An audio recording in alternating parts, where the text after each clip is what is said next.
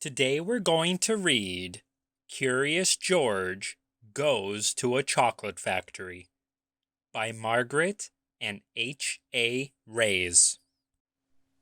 This is George. George was a good little monkey and always very curious. One day, George went for a drive with his friend, the man with the yellow hat. "Look, George," the man said. "There's a store in that chocolate factory up ahead. Let's stop for a treat." George loved chocolates. Inside the store, boxes of chocolates were stacked everywhere. But the man with the yellow hat found his favorites right away. "George," he said, "wait here while I buy these, and please stay out of trouble." George looked around the store. He saw chocolate-covered cherries and fudge-flavored lollipops. A chocolate bunny caught his eye. Then, something else caught his eye. What were all those people looking at? George was curious. He climbed up to get a better look. Through the window he saw lots of trays filled with little brown dots. What were all those little brown dots? George was curious. He found a door that led to the other side of the window. The little brown dots were chocolates, of course. A tour guide was showing a group of people how to tell what was inside the chocolates by looking at the swirls on top. This little swirl means fudge. This one says that caramel is inside. And this wiggle is for marshmallow. This is the squiggle for a truffle. This one is for nougat. This sideways swirl is for orange fluff. And this one is for George's favorite, banana cream. George followed the tour group until they came to a balcony overlooking a room where all the chocolates were made.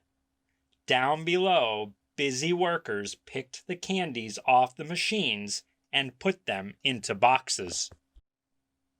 These were the machines that made the chocolates with the swirls on top. The chocolates came out of the machines on long belts. But how did they get their swirls? George was curious.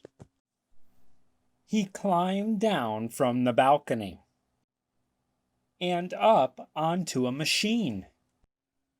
George peeked inside. He was trying to see what was making the swirls when all of a sudden, the chocolates began coming out faster and faster. They sped by him so quickly they seemed to be running on legs of their own. "Quick! Bring more boxes!" yelled a man with a tall white hat. "What happened?" asked another man. Nobody answered. Nobody knew what had happened, and everyone was so busy that no one noticed George. The workers began to fall behind, and the candy began to fall off the end of the belt. "Save the chocolates!" yelled the man with the tall white hat. Meanwhile, George saw one of his favorites whiz by. He tried to catch the banana cream chocolate, but it was too fast. He chased it to the end of the belt. At the end of the belt, a pile of chocolates was growing taller and taller. George had never seen so many chocolates. As he searched for the banana cream, he put the others in empty boxes. George was a fast worker. Someone noticed and yelled, "Bring that monkey more boxes! He's helping us catch up. Not all the chocolates made it into boxes, but no more chocolates fell on the floor.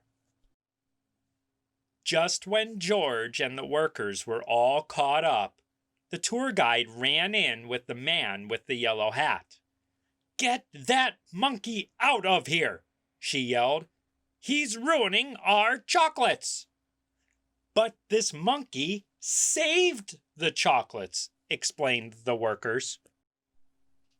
Then the man with the tall white hat said to George, "You may have caused us some trouble, but you were a speedy little monkey.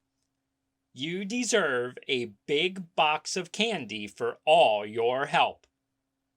George was glad he was not in trouble, but he did not take the chocolates. Back in the parking lot, the workers waved goodbye as George and his friend got into their little blue car.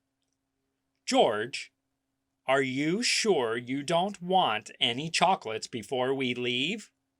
asked the man with the yellow hat. George was sure. The end.